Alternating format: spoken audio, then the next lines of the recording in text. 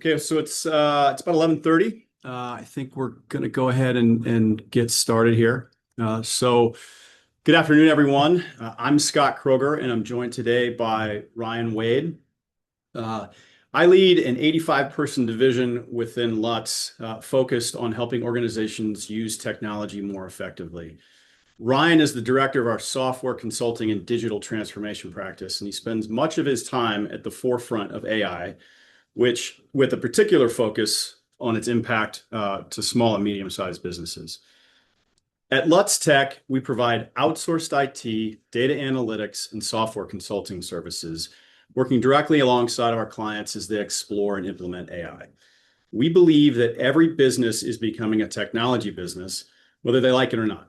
And the perspective we're going to share today comes from hands-on experience supporting that shift in real organizations. We're here to talk today about something that's probably been on your mind lately, artificial intelligence, but more importantly, what it actually means for you as business leaders and what you should be doing about it. Over the next 45 minutes, we'll cut through the hype, focus on what's real, and take an honest look at where organizations stand today, and more importantly, give you a clear, practical path forward. A couple of housekeeping items before we get started. If you have any questions, please put them in the webinar chat and we'll address them at the end of the presentation if we have time. And additionally, for those of you using this time for CPE credit, there's going to be a poll later in the presentation that you can take to receive that credit. Okay, so before we jump in, let me quickly frame up how we're going to approach today. We're going to start by thinking differently, not about tools, but about mindset. AI is not just another piece of software. It challenges how work gets done, how value is created, and what leaders need to rethink. Then we're going to level set on the state of AI. There's a lot of noise out there, so we're going to try to cut through that and focus on what actually exists today, what's improving rapidly, and what's still overhyped. From there, we'll tackle the big question. Is this real? This is where we're going to use history and a little bit of data, not headlines, to understand why this moment feels different and why the pace of change is accelerating.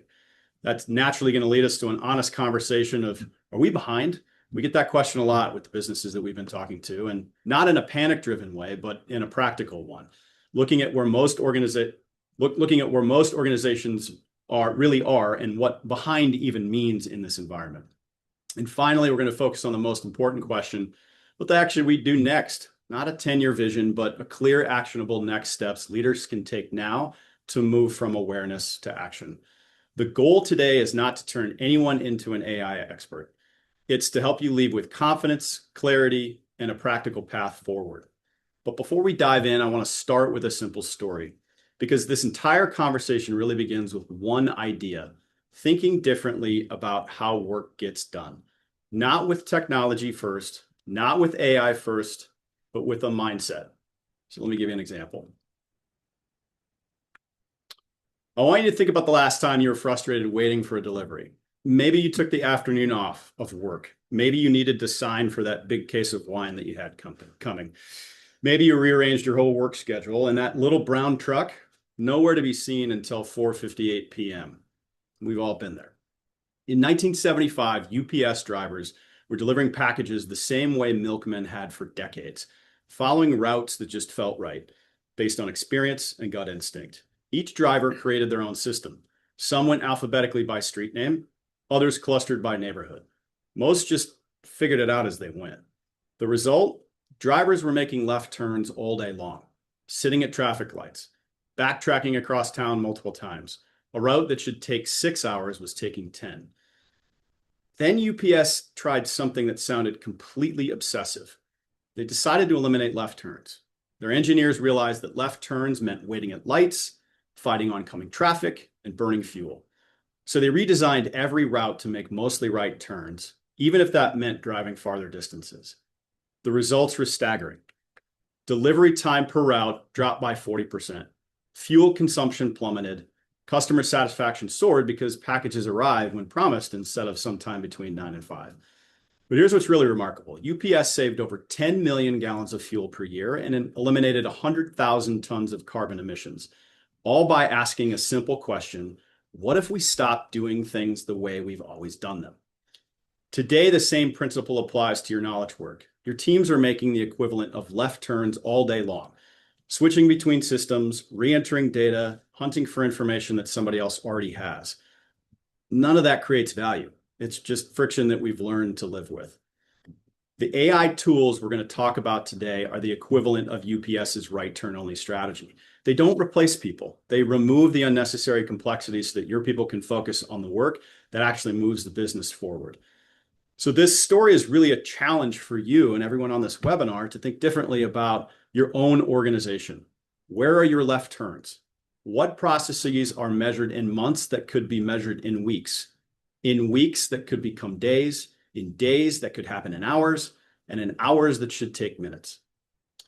But before we go any further, though, there's one important thing we need to do. Everyone comes to these conversations with a different mental model of AI. So before we talk about real or what to do next, we need to level set on what we actually mean when we say artificial intelligence. So on this slide, there's a simple definition that AI is a machine that can understand, learn, and apply knowledge across a wide range of tasks at the same level as a human being. That definition matters because when people hear AI, they think about robots and science fiction or something in the future. And that's not what we're talking about today. What's changed and why this moment is different is that AI is now genuinely good at knowledge work. For decades, computers were great at rules and math. If the problem was structured, they were fast and accurate. The moment things got messy, language, context, judgment, that work stayed human. But that line has now moved.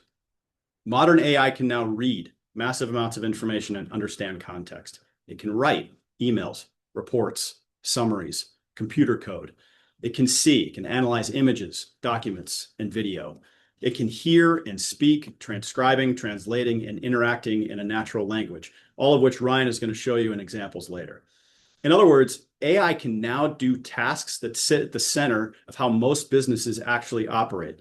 That's why this isn't just another efficiency tool. It's not faster spreadsheets or better databases. It's a system that can assist, automate, and augment human thinking itself.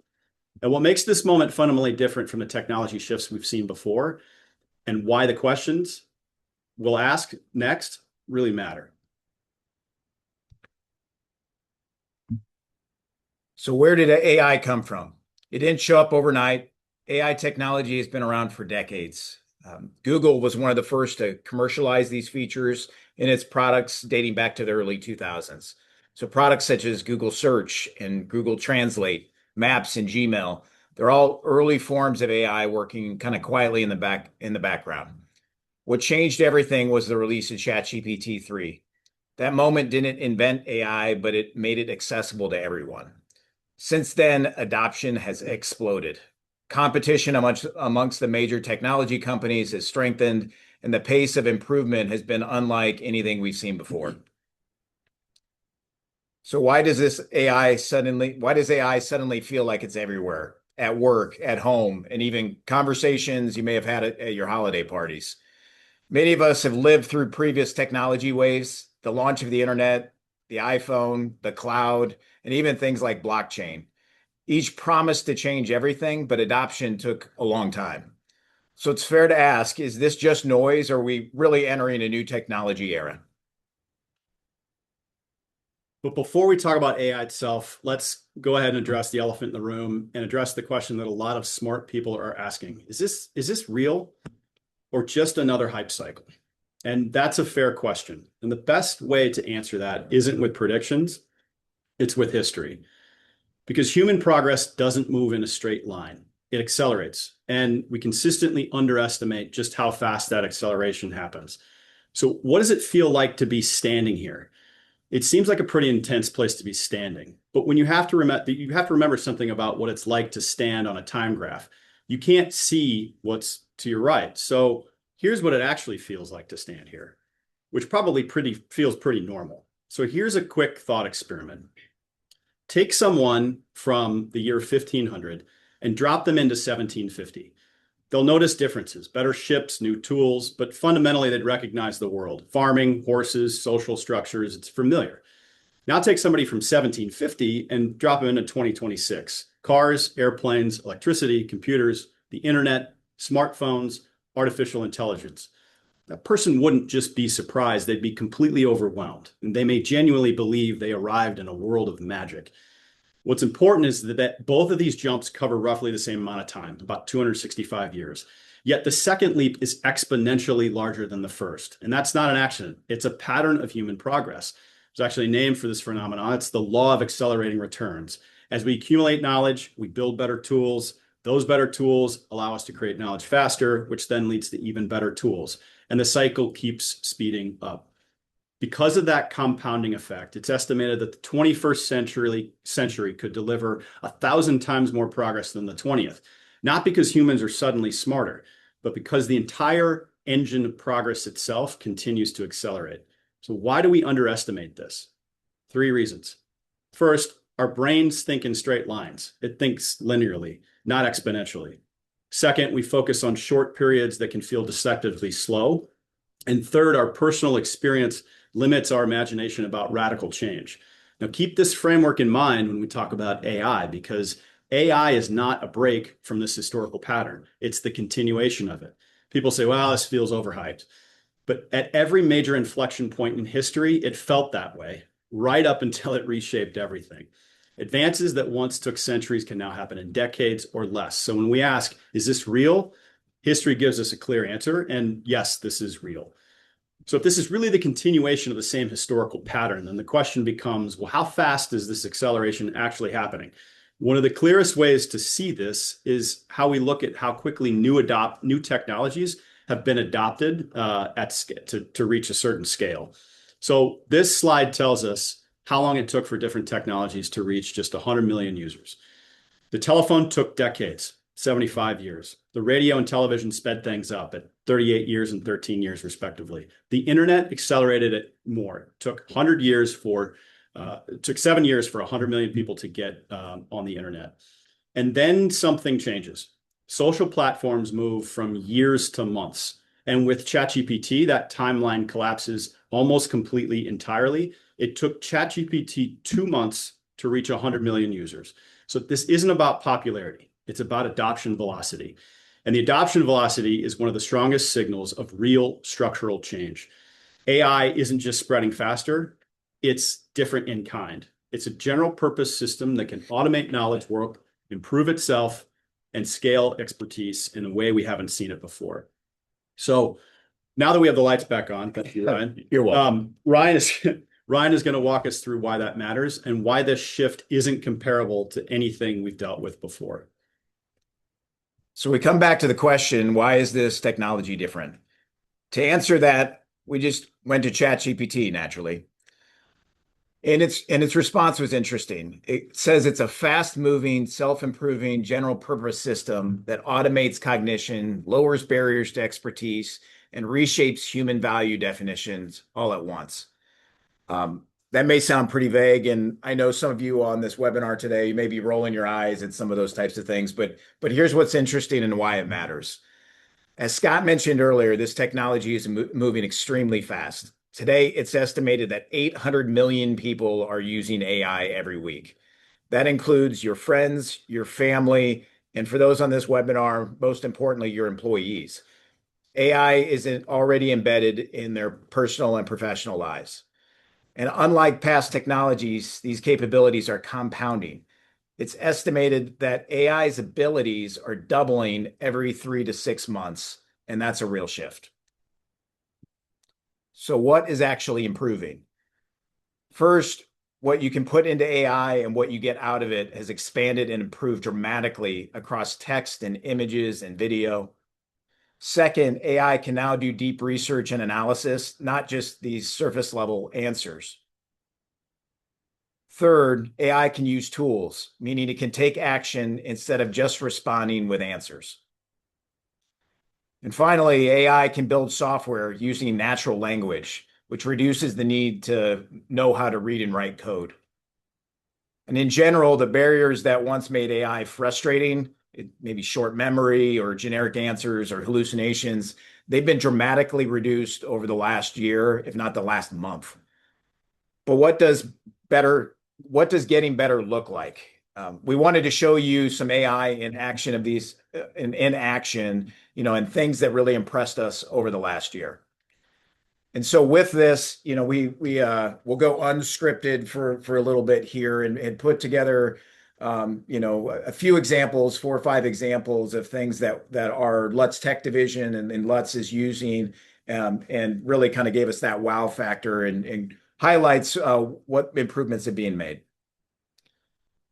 First of all, one of the big improvements is in how better context and better prompts can deliver a lot better results. And so this video is just a kind of a demonstration of me in my ChatGPT business account. And so in my account, I'm just going to go under my settings and go into a section they call personalization. And what personalization allows me to do is add things in like custom instructions. Those custom instructions are things like what's important to me, what tone to use, maybe things like, do I want it to be concise or professional or more detailed? Do I want it to be more casual? And also what format I usually like my information, such as an executive summary or an outline or tables or infographics, whatever that may be, I'm able to give it custom instructions today. These are things that you used to have to include in every prompt and now can be done automatically just by including it in your settings. It makes a big difference. In addition, there's a section here that's called About You. And in the About You area, you're able to put in things like, I'm Ryan Wade, I'm a director of software consulting for Lutz. We work with these types of businesses. So it allows us to again, continue to kind of tune in the context that really helps the ChatGPT and some of the other models deliver a lot more relevant results to what I'm looking for. There is a section in here called memory as well. I don't have anything stored, but that memory is an area where while you're chatting and just using these products, it's storing little pieces of information about you that it thinks is relevant. And so you can always go in there and manage that as you go under the settings as well. Another piece of context that is just allowing us to get much, much better results in using AI is the prompt itself. So the prompt is something that, to get the best prompt and the best results, you really need to include things like, what role do you want AI to play? What's your objective? Why are you asking it? So it has additional information and can, again, deliver those kind of tuned in results. But the reality is, and no matter kind of if you trained yourself on how to doing those best prompts, writing that out every time is kind of exhausting. So in this example, we're using a technique we call prompt to prompt. And excuse me, let me go back. That's why I asked for permission during this unscripted time. What we're doing here is we're just putting in, I want to research a client that is in construction for my AI consulting. Help me write a prompt that will help me prepare for this industry. And so what the AI is doing is it's writing the best prompt that will help me get a better result. And so I won't have you read through all of this, but if you can see, there's things in this prompt that AI is helping me write, like what is the role and the perspective? What are the objectives? What are some of the key context, and maybe focus on high valued AI use cases? I probably could have thought that through, but putting that all in one prompt, again, would have taken too much time and nobody will do that. But that short prompt that I used to generate this did. From there, what I'm going to do is I'm just going to go ahead and copy that prompt and rerun it. And I can tell you that the output that's given is 10 times, if not more, better than if you just put in a prompt that is more like you're searching in Google. So that improvement, especially over the last year, has made dramatic improvements. And so maybe if you've been using AI in the past and we're kind of like, I'm just getting generic answers, use some of these techniques, use the personalization, use this prompt to prompt. I think you'll be surprised. Yeah, I don't run any prompts anymore without doing that and asking it to create a prompt for me, and the results are staggering. I think the difference, I usually copy and paste it, but you said sometimes you can just type run this prompt and it'll do it for you. So just a couple of things and tips and tricks as you continue using these tools and getting more familiar with them. The next example of kind of an enhancement that's impressed us is the audio features in a lot of these platforms. And so in this example, I'm using ChatGPT. Whether or not you're in the web or on the mobile app, next to the text box, you'll see this little icon. That is the indicator to turn on the voice mode, and it kind of gives you an indication that it's on. And what this is doing is it's taking AI from just a chat bot that you're using text to prompt and get answers to more of like a conversation you're having with a colleague. And so I'm just going to let an audio that I recorded of a conversation I had with ChatGPT just to kind of give you a flavor of that. I'll let it run for probably 45 seconds or so. I'm in the construction business and trying to Let find me start that over again. Sorry. I'm in the construction business and trying to find ways that we can start using AI for the business. What are a couple of strategies we can use? Absolutely. Diving into AI in the construction world can open up some really neat opportunities. A couple of strategies you might think about. First off, you could look into AI-powered project management and scheduling tools. These can help you predict delays, optimize resource allocation, and just keep everything running more smoothly. It's kind of like having a little AI assistant keeping an eye on the timeline for you. Another strategy is using AI for site safety and quality control. There are AI tools that can analyze images or video feeds from the construction site to identify potential safety issues or ensure that everything is built to spec. It's a great way to add an extra layer of oversight. Well, I'm interested in learning more about some of those tools. What are a couple examples? Sure thing. For project management, you might look into tools like Lutz Technologies. It's an AI-driven construction platform that... So I'll go ahead and stop there. But, this is one of those features that is hard to explain about how valuable it can be without just trying it. So a couple of the things you may have caught on there, especially at the end, it's not just, asking it a question and waiting for it to respond. You're now able to interrupt it and redirect it kind of real time. You can ask it to drill down on things or go get additional information or change the topic completely. It is like having a conversation. And I would say this is another example that it gets better and better. So if this is something you've tried, but you haven't retried it in the last 6 months or so, I'd recommend revisiting this. Examples of where this can be really helpful is sometimes you just need to think through an idea and you can need to brainstorm some thoughts or dig into a topic or something of that nature. This is an amazing tool for that, especially when you're kind of thinking about maybe working on the business versus in the business. You need to think at kind of a more strategic level. This audio mode is really powerful for that. Moving on to another example, deep research. And deep research is kind of the technical jargon, but what that means is it's kind of AI as an analyst or an expert that's in your pocket. And so what I'm going to do is show you an example of a Google product called Notebook LM. And Notebook LM is an AI tool that allows you to come in and you can add resources to it. So you can add maybe marketing research or information about your business or your products or whatever that may be, and add that as a knowledge source for the Notebook product. But you can also go out there and search the web.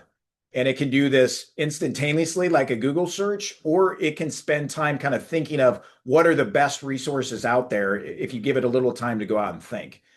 But what it's doing is I put in a prompt there that says, find reputable resources for updates in AI that may impact small, medium-sized businesses. So that's what it has gone out and searched for. Now it's going to give me the ability to pull that information in. You can see those check boxes that allow, maybe there's something from a sales kind of thing that you don't want to include. You can kind of curate that list on the left-hand side there. From there, it's going to train the AI on that topic. And so that's that kind of middle section with a chat feature you would expect. But what's really powerful about Notebook LM is it's allowing you to kind of work through that information with different types of tools.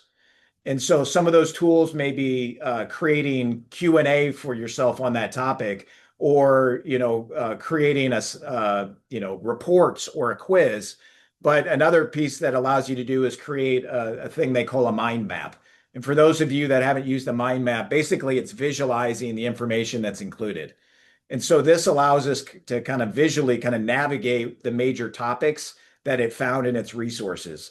And so I'm kind of drilling down on AI adoption trends and AI adoption rates and getting into there's some interesting information about 42% are already using AI. Well, what does that mean? So when I select that, it's going to drill into that topic and create the prompt for me. So in the middle here, it will give me kind of an overview that's talking about, surveys of small businesses and those coming back and saying 42% of small, medium-sized businesses are already using AI and in what areas. So a really powerful tool to be able to kind of better understand whatever topic it could be. Excuse me, let me go back here. In addition to that, it also allows us to create different types of things like infographics. So an infographic is just a visual representation of the information that's included. So I sped that up a little bit, but I'll tell you, it probably took, a minute or so for it to take all that information, pull out key pieces of information, and put that into a pretty professional, presentation, something that I could include in a presentation or just use it to better understand the information. The last piece I'm going to show you on Notebook LM is the main feature that everybody kind of talks about, which is its audio overview. We think of it as basically creating a dynamic podcast. And so I'm going to show you an example of me clicking on, create the audio overview and the podcast that it creates. And I'm going to let it run for probably 45 seconds or so. So if you feel like everyone you know is suddenly launching a side hustle or becoming a full-time founder, you're not imagining it. We are definitely in the middle of a massive AI-fueled entrepreneurial surge. And the sources suggest it's rewriting the entire blueprint. Oh, I apologize about that. Let me go back to that real quick. I feel like everyone you know is suddenly launching a side hustle or becoming a full-time founder. You're not imagining it. We are definitely in the middle of a massive AI-fueled entrepreneurial surge.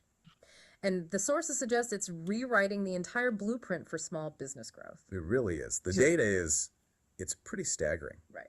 Globally, nearly 4 in 10 professionals say that the rise of AI has made them significantly more likely to start their own venture.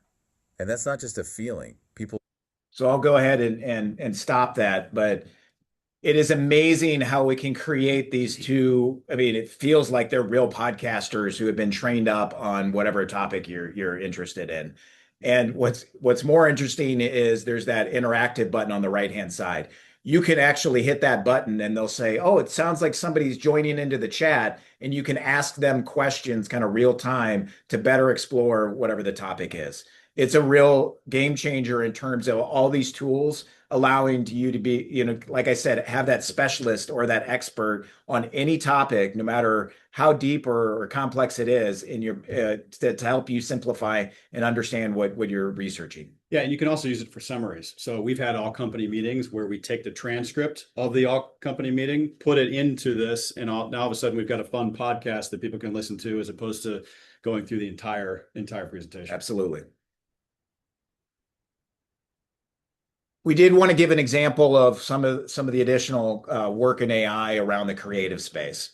So what I'm going to show you here is just, you may have seen or the talking about how AI is creating imagery and videos. This is a quick example of that, and maybe we'll talk through some of the implications here as well. So this is actually in Google's product called Gemini, and I'm going to go ahead and play this. But I'm going to use that prompt to prompt technique and say, create me a prompt that helps create a professional image that shows AI's impact on small businesses. And it's so that I could use it in this presentation. And so what it's doing is, obviously it's going to create a prompt for me. And the reason that that's important is that prompt is going to include a lot more details about creating an image that AI can use. And so I chose the second one, was pretty interested in that. And I know, again, I sped this up. It probably took 30 seconds or so for that image to be created, to give you an idea of kind of the timeline there. And so you could, within 30 seconds, creating pretty professional kind of, semi kind of photography type of imagery that I'd feel pretty good about including in one of my presentations. But, I don't like the background there, so I want to change it just a little bit. So I'm going to go back to it and just ask it, can you add some pictures in the background there? And so again, here's me including that into the prompt. And again, I've sped this video up a little bit here, but imagine just kind of 30 seconds or so for it to generate the new image. So I'll actually I just copied that, downloaded it, included in the presentation. This is just talking about images. And, for small businesses that don't have a marketing team, this is an amazing tool to help you create more professional marketing and sales materials. And ChatGPT has gotten really good. Claude and Gemini, they're all really good at this. Microsoft Copilot. So it's something to give a try for. But imagine how powerful this is for marketing and creative teams in terms of their production and quality when they have these types of tools at their fingertips. It makes allows them to kind of maintain the brand in a brand new way. So it's something that's pretty exciting. At the same time, it's also scary. If you're on social media, you can see that it's really starting to be harder and harder to distinguish what's real and what's fake. They call it the deep fake. And it is not going to get any easier. So we can't solve that problem for you here today. And that's not the purpose of the webinar, but it kind of does indicate how good these tools are and how they can be used in your business. The video tools are getting better and better now. And, in the next year, it's going to be really hard to distinguish the difference between kind of live videography and some of these tools. The last two examples we wanted to provide, because we do get questions about what are some of the things that Lutz is doing. So in terms of, we want to give you a couple of examples. We have more that we can share over time, but this is the Lutz Tech bot. So we have roughly about 400 employees, and you can imagine there's quite a few new interns that new interns and new accountants that we're bringing on every year. And so what we wanted to do was we wanted to help them be more self-sufficient of maybe where to find information about our policies or procedures, or where to find information about questions on what buttons do I push when I'm checking in a tax return within our system. And so we took all of our training documentation and policies and procedures and used that as a knowledge base and created a chat bot, a Lutz Tech bot, a chat bot on top of that. And so this, I would say, we're just getting started with and scratching the surface of the potential here, but really excited about this and other tools that can help people find the relevant information to be more productive. Another quick example is kind of getting back to AI helping build software. So this software application is not AI itself, but AI was used to build everything that we're going to talk about here in a second. And it was all using a product called Claude, which we'll talk about here in a minute as well. So Claude, our Lutz Tech division uses a ticketing software, and we have to track our time. And so over the last year, we changed which platforms we were using. We wanted a platform that allowed us more access to our data. And so we made that change. And for 95 to 97% of our Lutz Tech team, it was a dramatic improvement in terms of their workflow. But there's a few of us that it was really challenging in their user interface to track our time, because we're not working tickets, we're working with customers, we're doing consulting projects. And so that left us with a challenge of how do we make that easier? And so what we were able to build was a custom application for us that integrates with our ticketing software, but also goes out to Outlook and pulls in all of our meetings. And then we're able to quickly kind of pick what we're working on, why, and how much time. I can tell you that it sounds small, but this saves a lot of us massive amounts of time and headache to make sure that we're tracking more time, to make sure we're spending time in the right areas. This product 2 years ago would have been a custom software project that would have taken a couple hundred hours and 3 months to build. We were able to get the first product from idea to out the door over a weekend. Now, not everybody can do that. You still have to understand kind of code and engineering at this point. In the near future, we don't expect that you're going to need to be able to do that. And so these tools are getting better and better. And it's kind of reshaping the way we are going to look about the software systems we work with in the future and open up new possibilities. It is important to know the staff member who wrote that is brilliant technically, but was not a programmer and was able to pull this off. So that's also important. I'm not going to tell them you said that, but Okay. All right. We move on. So with that, I've shared a lot of information with you, and I know that that's just scratching the surface. But this is a good time for us to take just maybe 30 seconds. And for those of you who are looking for kind of continuing education, you should see a poll pop up that kind of says you're still with us and you're not AI. And so appreciate just a small break, but it's also kind of a good reset for us because we're going to now talk about some of those tools and what impact they could potentially have on your business.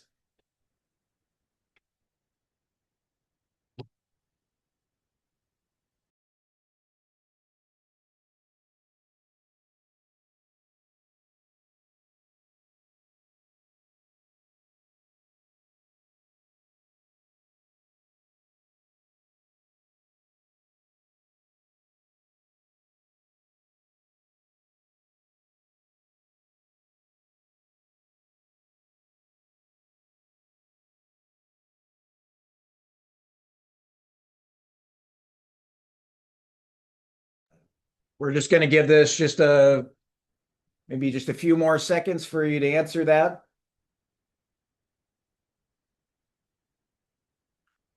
In the chat, are they saying that they can't see it? Yeah. I know it sounds like some of you are having challenges with that. We're going to go ahead and move along here, but appreciate the patience with that. So as we move along, Add the video. let me turn my video back on. There we go. With everything we showed you, and like I said, just scratching the surface on what's possible, the fact is that there's been major advancements even over the last couple of weeks. So where does that leave us? It's natural to ask, are we behind? It's one of the most common questions that we're hearing from our clients. But to answer that question, we first need a way to kind of think about AI and AI readiness. And so what I'm going to go into is just a framework that we use internally and, I think is a good starting point for any business. So this helps us assess kind of where we are today and where we plan to be. And with any business decision, we need to consider overall the effort versus the impact it's going to have on the business, right? Our return on our investment. But the key is to start with what we're really trying to accomplish. And that's the way this matrix is going to be designed. At the foundational level, it's all about personal productivity, helping individuals work faster and better in how they work today. This includes giving employees access to AI, getting them training, and then helping them be more comfortable and productive using these AI tools. It's foundational because it establishes new capabilities for your business. The next layer up is what we're calling team productivity. This is where we begin to connect these AI systems to our business data and our processes. And we start establishing the right standards and governance.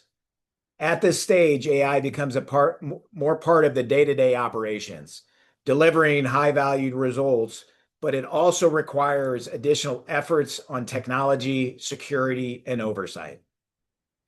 And honestly, this is a layer that it takes more moving of data and more security and controls than we would like.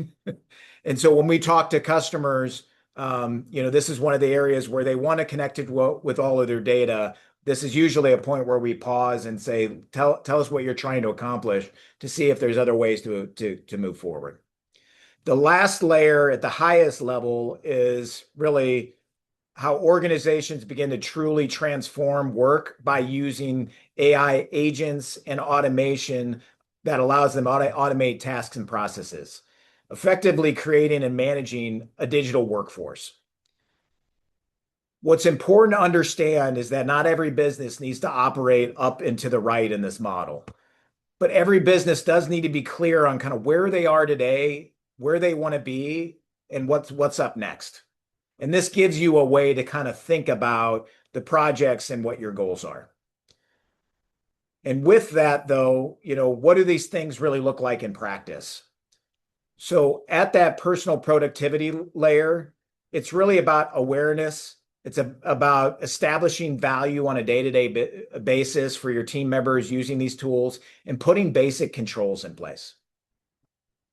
At that team productivity level, it's about planning and experimenting and really putting more robust security and governance processes in place, because we're really putting those, it's really in our operations and the way that we're working.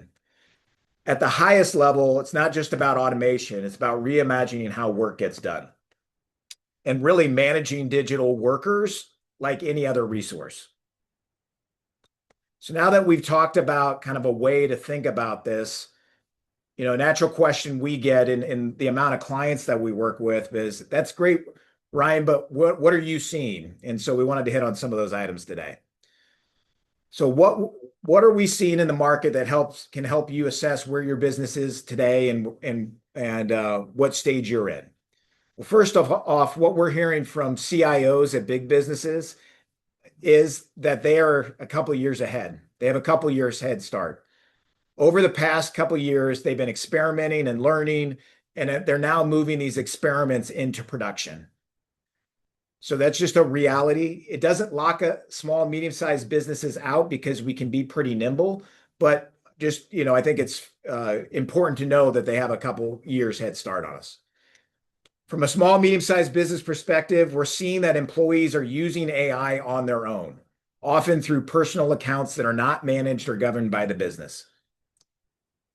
But over the last 3 months, we started to see a change. More small, medium-sized businesses are selecting and approving AI models. They're starting to roll them out to team members. We're also seeing early efforts to build internal chat bots like what we showed you with the tax bot, and also starting to experiment with AI agents to get a better understanding. Overall, we're seeing businesses move from awareness to action. And if that describes you, the obvious question is, where do you start? Coming back to our framework that we had just talked about, the natural part, the natural area to start and where we're recommending businesses really get a solid footing on is in that area of personal productivity. This is where awareness is built, confidence grows, and momentum starts. And with that, just kind of where do we get started? The next most common question we get is, which model should we use? At the personal productivity level, the reality is that you can't really go wrong with one of the major platforms. The bigger differentiator is going to be getting access to your team, getting them trained, and getting adoption and learning new capabilities for your business. But wanted to spend just a couple of minutes kind of talking about some of these models and where they're positioned. So OpenAI has the broadest reach in the market, kind of first to market. It's powerful, easy to use, and widely adopted, making it a strong starting point for most users and teams. Microsoft Copilot, it's embedded in the Microsoft tools that you may be using every day, and it leverages Microsoft security and compliance as well, which makes it a really strong contender. We do have one disclaimer, though, which is, because it's embedded in the tools that you have today, you may be asking it things that it's not capable to do. And there has been some user friction points there. But when users are more aware of what it can do and what it can't do, there's easier adoption. The next is Google Gemini. Gemini performs very well, and they have very strong native tools. I showed you the wow factor. A couple of those were Google products. But they are doing some catch up to OpenAI in terms of just overall market penetration. The last one is Anthropic, and the company Anthropic and a model they call Claude. For most people outside of the technical field, this is probably the one that they maybe have heard but don't know a lot about. I can tell you it's kind of the model of choice for people doing complex business work or for highly technical work. They've positioned themselves to primarily focus on business, enterprise, and software developers, and it is a really, really strong model. Overall, one thing we just want to call out, no matter which direction you go, we strongly recommend gaining control of your data by using a business or an enterprise tier account. Get control of all those personal accounts that your team members may be using today, even if you're reimbursing them for it. We need to be able to access who's accessing the system and what information is going into those systems. We need access to retention policies and other types of things. So just something we highly recommend. From an ROI perspective, considering whether AI can save, just let me back up 1 second. The cost of those models is roughly $25 or $30 per user per month, no matter which model you're kind of looking at. So that brings us to kind of looking at the return on investment. Consider whether these models can save 1 or 2 hours of work per employee per month. But beyond that near-term efficiency, also factor in the long-term value of the product, the quality of what they're delivering, and then also building those capabilities within your business. With all that said, there are some straightforward steps that you can take to improve that area of kind of personal productivity. Start by identifying who in the organization is going to own this and clearly define kind of what you're looking for. Again, you don't need to define a goal that says we want to automate all our work in 2 years. Maybe your 6-month goal is we just want to understand where these tools fit and better understand how they could impact our business. That's a very clear goal and a manageable one that will allow you to take a step forward. Next, work with your IT leadership, whether that's internal or whether you work with a company like Lutz Tech. Select one of those models we had talked about, get access to the right people on your team, and get it rolled out. The third is don't forget about training. Begin with the basics and then introduce practical use cases that can help employees start to see value on that day-to-day basis.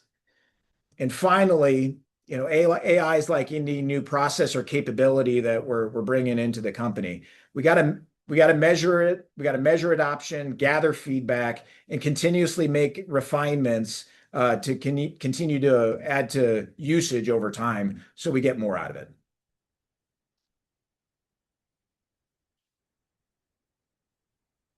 And so with that, we've covered a lot today, from the current state of AI to helping you kind of see what's out there, some of the tools, what we're using, helping you assess where you stand, and just giving some practical kind of strategies to make more steps forward.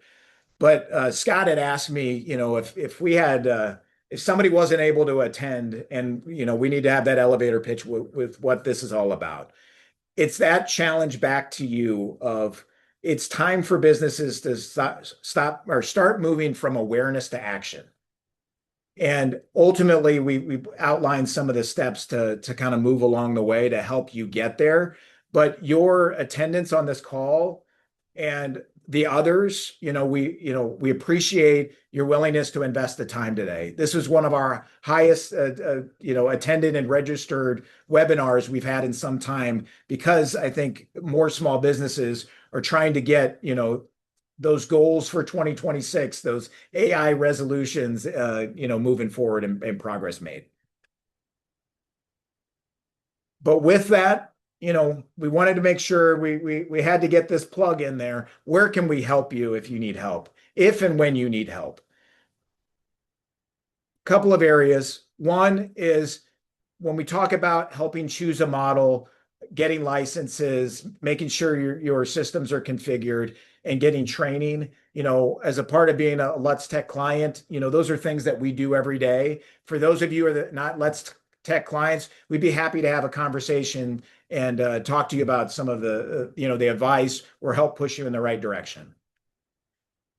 Another area is, just if you need help kind of putting together a strategy or a roadmap on helping you move along that kind of AI maturity model up the readiness curve, we do that and help clients do that today. And finally, for those that get more advanced and want to start building out more custom solutions, we have team members that can help and assist with that. But we are going to start with what are we trying to accomplish so we can decide what the right technologies are to come along with us. Ellie. So that was, the time we had today and the content. We hope we had to cover kind of a broad area because everybody's kind of starting with a different spot of AI. We may have had a couple of questions here, and we have a few minutes. So if you bear with us, we're going to look through a couple of those. Hope to answer those. Just know if we don't get to those, we will be following up with you. I'd also say that as a follow-up, you will get a copy of this presentation, so you didn't have to take notes on all those different products and those types of things. That will be included, and with a link of the video itself, so you can go back and look at anything that you'd like. So if you just give us a second here. There was a question about the Notebook LM in terms of free version or paid version. I do have a paid version of Notebook LM, but many of these models have the free version that just gives you limited usage. So you are able to try it out before you buy. There's a question about the licenses needed for building, and this was from Jonathan Shaw about licenses needed for building custom software with Claude. That's sort of a loaded question. I'll tell you that the developer that built that timesheet software that we showed you has kind of the higher end version, which is about $200 per month. A lot of the lower end versions have limitations on the time, the query, the tokens that you can use. He's using that higher end model that helped him do that. So it definitely varies depending on if you're a software developer versus if you're just trying to create a prototype. So the answer is a classic technical answer. It varies, but that was just an example of what we're spending for that developer. Yeah, I would say for most people, just experimenting with those tools, the lower tier is usually good enough to get started. But if you're actually building and wanting to put something in production, you're probably going to need that higher tier of the $200 per month.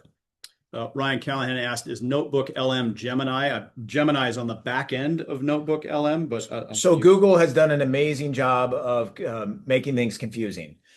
Google Gemini, think of it as the umbrella. It's kind of the equivalent to ChatGPT. All of the products that I showed you are kind of niche products that you can use on their own.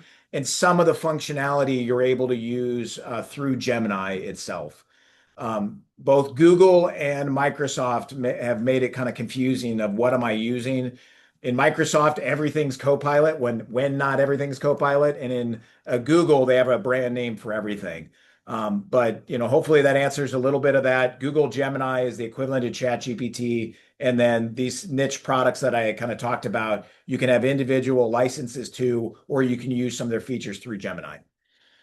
Kevin asked, when ChatGPT creates images, spreadsheets, documents, what's the best way to export them out of ChatGPT to use them practically? And I'm doing this just from memory, but typically underneath the result, there is a set of little icons and controls that allow you to download and export and save the files. It's gotten better. So I can't tell you if this was over the last 3 months or 6 months, but when you ask it to create an Excel spreadsheet for you, it will include a link there that you can click on and download. It should be downloading. And Kevin, I'll call you and we can make sure you get that. Yeah, I would also say that prompt to prompt can help you in some of the areas, but we have it actually creating workable spreadsheets that the formulas are working and the modeling is working. And that's been improvement over the last couple of months.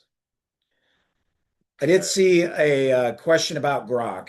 I would say Grok's position in the market, and they would be kind of an honorable mention for me, but I have other highly technical people that I know that absolutely love Grok. Grok has been trained on all of X or Twitter's data, And so it is known to be kind of the most up to date on current events. So, if you're trying Grok, that can be a piece of it. The other is that it's not trained to be nice, so which can be a benefit or not. OpenAI and ChatGPT is kind of like too friendly at times and kind of gets annoying. Grok will just give it to you straight, which is very Elon-like. Um, Grok has really powerful tools as well. For most small businesses, it's just that comfort level of, do I trust Microsoft and Google, or do I want my employees on X? That's really more of a judgment call, but it is very powerful. And just for context, Grok is so X, which is formerly Twitter. That's their model. So we presented what we called kind of the four horsemen, but again, Grok is kind of that fifth model that is definitely a very powerful model. The next question is how did your team member deploy the custom tool that they built with Claude?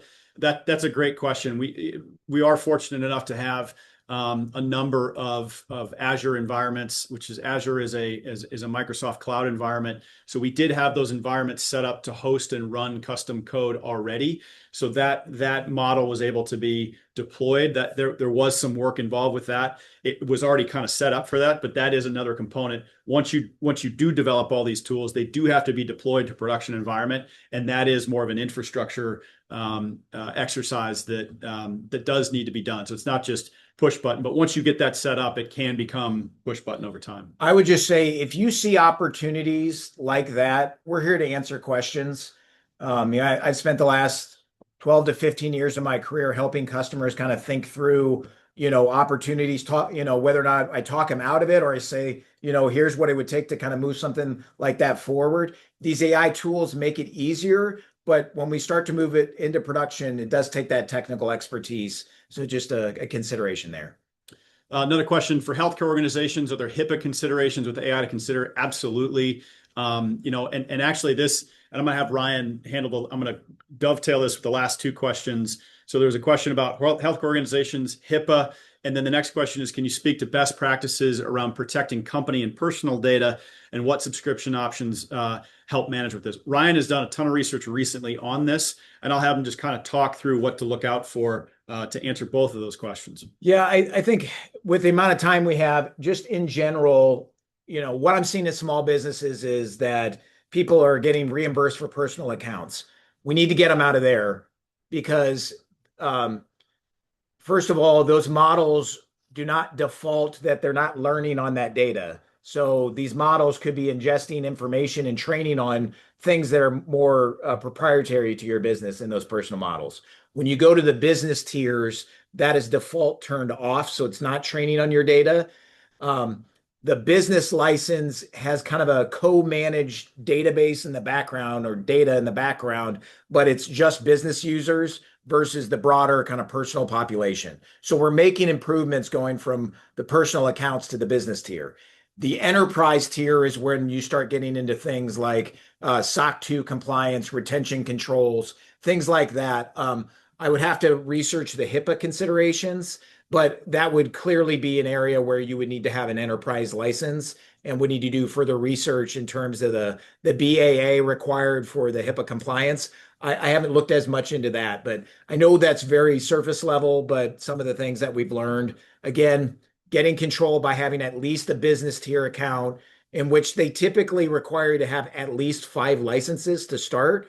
So you're looking at that, $150 for 5 licenses type of scenario, but it's well worth it to get more comfort that you have control over your data as business. And what we've learned recently with the enterprise tier for ChatGPT, I believe the license minimum is 50, and that's $35 per user, and they require that an annual subscription, right? So that's correct. So that's a meaningful 5-digit number kind of upfront for that service. So just a little bit that we've learned recently. I've heard of some businesses being able to talk them down on that minimum license requirement.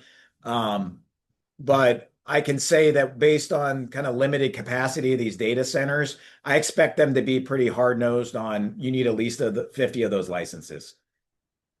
Okay, well, I didn't see any other questions, but we're right at time. I want to thank everybody for their time today. Time is valuable, and hopefully we provided you with that. We'd be happy to answer any questions. Our contact information is here. This webinar will be sent out and we thank you for your time. Thank you so much.